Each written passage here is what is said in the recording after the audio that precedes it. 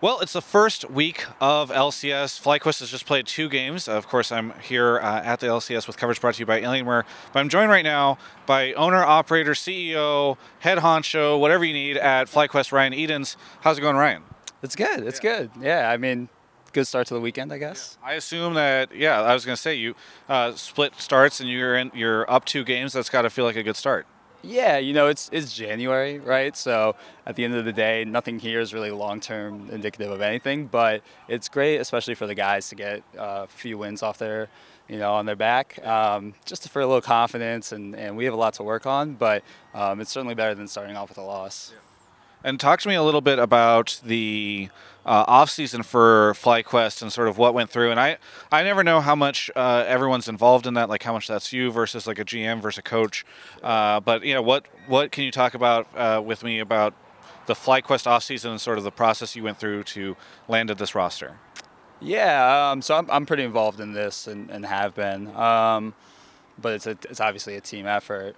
Yeah, obviously we came in sixth, I believe, last split, and while we liked a lot of parts of the roster, we wanted to see how we could improve it because ultimately the goal is to make Worlds, and so we really wanted to find guys who've fit us culturally, and that could maintain kind of the really positive team atmosphere we had in the summer of last year, that we think is a huge determinant of our success, right?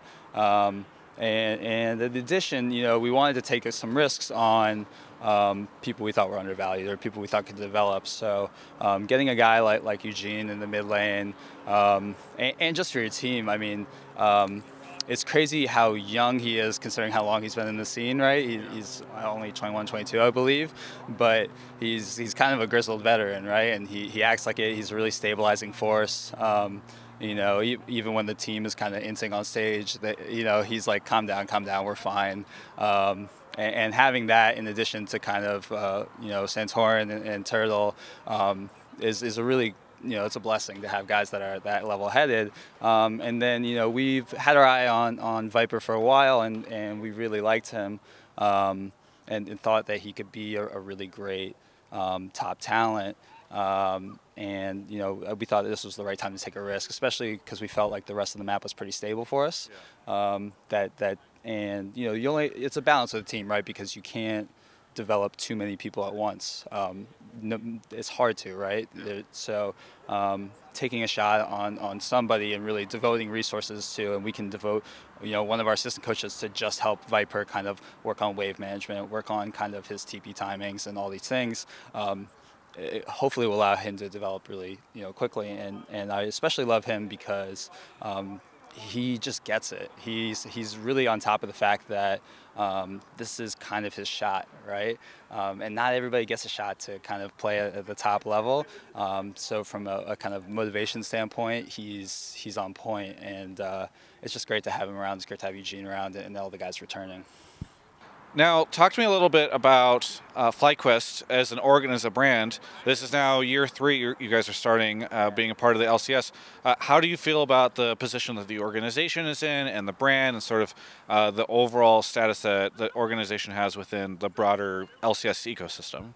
Yeah, look, I think that the LCS will succeed if the teams do a really good job of differentiating their brands, right? And historically, I don't think that the teams have done a very good job of that. Hopefully with franchising and kind of the stability of it, teams can focus on that more, and it seems to be the case, right? So I would say we have a lot of work to do. In terms of year 3, the way I think about it is our first year in the league, we bought in at the end of December. We inherited the C9 Tempest roster, and franchising was coming, and people were not very high on our chances. So it was actually really hard to recruit people to work for us because they would be like, hey, are you going to be here in 9 months? And I was like, yeah, we are. And they were like, cool, call me then. Yeah. Right? So in a lot of ways, I view it as our first year, was about surviving, right? And the franchising process and kind of devoting all our resources to that. And then last year was really about building our organization. And a lot of that is kind of out of the limelight, but is just getting all the people kind of on the ground at different positions, figuring out who fits where and kind of what's the best way for us to operate. So that was kind of our growth year, and this is like kind of our thrive year to me, right? We do have the pieces in place. We're able to plan a lot more this year, and so we're going to be able to do a lot more kind of brand-wise, org-wise, and while also being able to support our team competitively. So I'm really excited. I think it's going to be a really great year. And then I did have a chance to interview some of the other team owners and GMs a week or so ago. And one of the questions I was bringing up with them is just what do you think about the current status of the relationship between the orgs and the teams and Riot? Because I do know there was an ownership meeting that took place last December. Yep. You guys usually like share pictures or whatever during that time of the meetings. And one of the rumors that I'd heard was that going into that meeting, the teams after the first year had, at least in some instances, felt like Riot had not done enough within that first year, or that the expectations were higher than maybe where Riot was meeting them. I don't know if you want to comment on this at all, or sort of what you generally feel about FlyQuest's attitude towards LCS and where Riot's at right now. Yeah, I mean, Riot's been an incredible partner, right? But I think that it's okay for both sides to hold each other accountable, right? Like in all good relationships, they don't really move forward, they don't really grow unless there's kind of some form of accountability. And so I wouldn't say that, it's like antagonistic in any way. But just people, are demanding the best on both sides, right? And I think, look, if you bought into the franchising process, you should fundamentally believe that this is a really long-term project, and that the league is going to exist for some time, right? Because otherwise it probably doesn't really justify the purchase price. And if you believe that, when you get there is almost less important if it's year 1 or year 2, as long as kind of you're setting the foundation for something that's going to grow long term, right? And so I think Riot's really invested in that, and the teams are generally really invested in that as well. So I'm really optimistic generally, but at the same time, I understand some teams that have different kind of timelines and different needs and expectations, and I think it's just important that we all get sort of on the same playing field. We understand that it's a long-term process, and that we do our best to kind of, all of us, create the best product we can possible. Are there any particular areas of growth that you're hoping to see from the league within 2019, especially on the league side as opposed to the org side?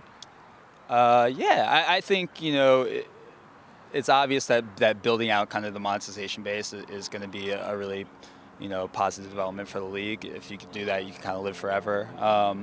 And so that would be great. But I think in general, we're also, and this is teams and leagues, right? We just need to work on our branding. I think esports is essentially a vehicle to tell stories, right? We put individuals through adversity, and through the gauntlet, so to speak, right? And then essentially people like you are here to tell the story, and then people consume that, right? And so as a league and as teams, we will succeed if we tell stories, because we have a lot of compelling ones, but we're not doing a great job of getting them out there. And so that's something like internally as an org we're really focused on. I know it's something Riot is really focused on too, and people like you are essentially keeping us afloat in the meantime. I'm doing my best. Yeah, exactly, right? No, but I seriously mean that. It's like the lifeblood of what we do. So on our side as an org, with a lot of content we're doing this year, it's going to be very, for the spring, it's going to be, we do like a weekly vlog where individual player is going to take it each week. So the first week I think is Turtle, next week is Viper, kind of so on and so on. And the vlog will kind of take you through the week that they have, but also each of them has an individual goal of something that they're trying to improve outside of the game. Right, so you get kind of the LCS action, and they're taking the cameras here and everything. But then they're also, doing different things outside the game, which I don't necessarily want to spoil, but just goals they have for themselves to kind of be more complete people. And hopefully, as we're doing this, we're painting a better picture of like who these people are, why should you care about them, and what are they going through to be so successful, kind of on the Rift, hopefully. Yeah. And where can people find all this content? Yeah, I mean. We're on YouTube and Twitter, and you can kind of follow us at FlyQuest Sports on both of them. There you go. Okay, so people can find all that stuff that's happening this split on your YouTube channel. Just shout out to that. Other than that, any other thoughts on where FlyQuest is headed for 2019 for FlyQuest fans or prospective fans who maybe they weren't before, but they've always liked Eugene and now him joining the team or anything like that, Yeah, I would say that we have an incredible group of guys, and I say that as objectively as I can. And whether you're a historical fan or you're new to the team, following Eugene or Viper or someone like that, it's a great time to try and learn about these guys and follow their stories. And I think you'll really enjoy kind of learning about them and hopefully seeing their success on the Rift this year. Awesome. Thank you so much, Ryan, for the interview. For everyone else, you can check out the rest of my coverage of all things esports right here on my YouTube channel. Hello.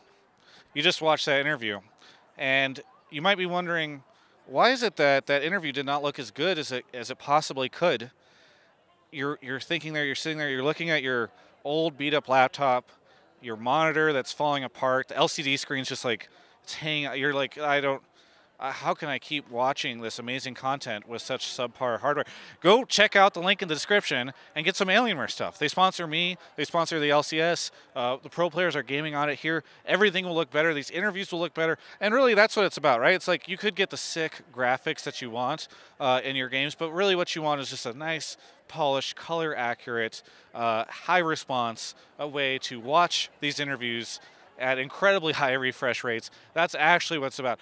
Go check out the link in the description, Dell.com/Travis, and you can do that. Thanks so much for watching this interview.